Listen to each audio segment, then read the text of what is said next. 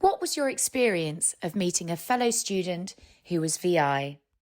My experience of first meeting someone with a visual impairment was that I was struck by how easily they adapted to the new environment at university and how positive their whole attitude was on the changes, the potential challenges that we all faced, but particularly with a visual impairment, learning the new physical environment as well as learning to get to know people. But this person had a really positive attitude and an amazing ability to adapt to these new things. So I met Abby at uni. We're on the same course, and we're doing occupational therapy. So we had a session on visual impairments. During that, Abby sort of bravely spoke out about her experiences and opinions around visual impairments, which was really insightful and helpful, learning-wise. After the session I just dropped Abby a message saying I thought it was really brave of you to speak out about something so personal, and it was really helpful, things like that, and then we just got talking really, so it's really positive.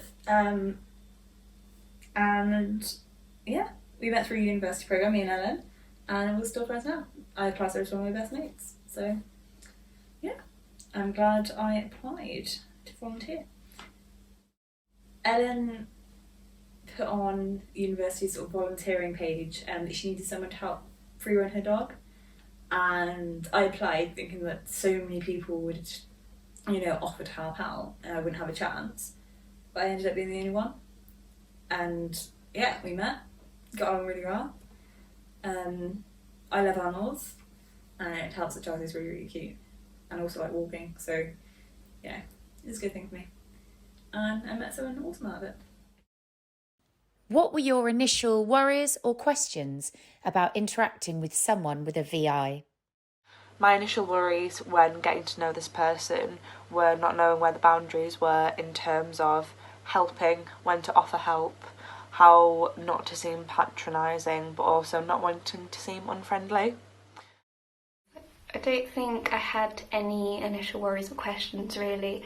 I had a little bit of experience of I lived briefly with a girl who had a visual impairment, and I also did an awareness course, so on that hand I felt like I did know a little bit, so I wasn't worried because I could see past Abby's visual impairment and see that there was so much more to her, and her personality and things like that, so I don't think I really had any worries. I'd never sort of met anyone with a sort of visual impairment before. In school they didn't really tell us anything about sort of vision impairments or any sort of disability really. So I knew that people with vision impairments existed, but I didn't know where they were, kind of thing. I know it sounds really weird. So I didn't really know how to interact. And I was sort of worried about helping too much and making sort of Ellen feel inadequate, like she couldn't do anything, that she wasn't capable. What advice would you give to other students when they meet someone with a VI?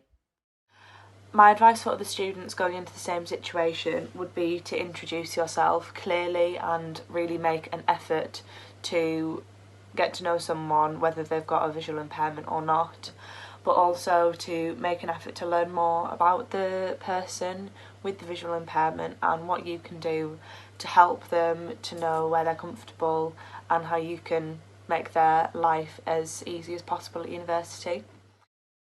First impressions. I think my first impressions of Abby was I thought she was quite quiet and reserved, but in hindsight I think a lot of people appear that way anyway in big groups like lecture halls and at uni. And that did change when I got to know Abby, and I got to sort of see her humour, her dark humour, her just wittiness and kind-heartedness and just everything like that. And actually she's quite an outgoing, confident woman and not the reserved person that I thought initially she was. Just treat them as normal people, because they are, just because they have a disability. it doesn't make them different, it doesn't make them incapable. You know, if someone has, you know, depression or anxiety or anything like that, or, you know, one less toe, you wouldn't treat them any differently. So you shouldn't treat anyone with a visual impairment differently. I think, like, just include them as well, and just get to know them and ask what their interests are, and you might find common ground. Do you have any tips for how to be helpful to your VI friend? I'd say things that you can do to be helpful would be to make a conscious effort to learn those boundaries and treat that person with the same respect that you treat anyone else, and just communicate clearly and have a great time.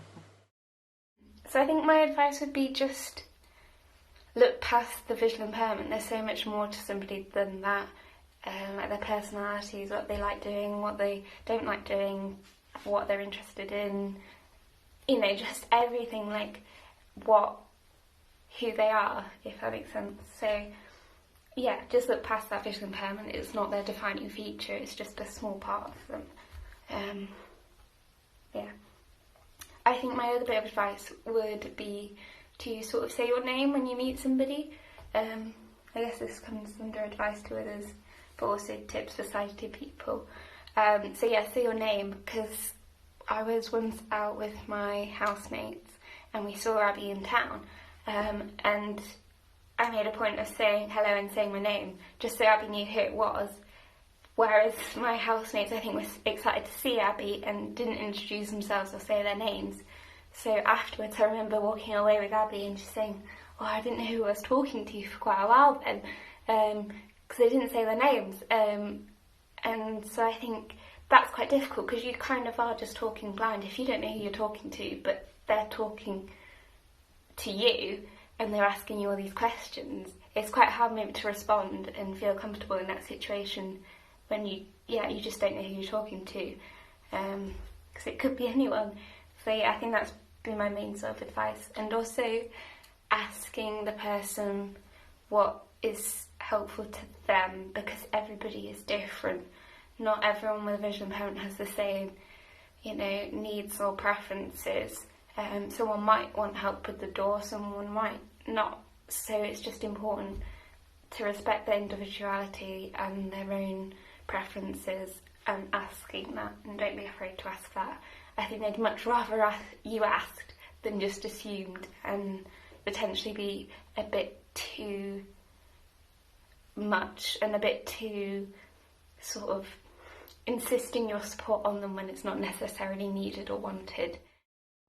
I think just asking questions, and just treating them like a friend, really. You don't want them to feel like a burden. And I think just, like, you know, including them in banter and taking the piss out of them and then taking the piss out of yourself, and just, you know, acting like any friend would.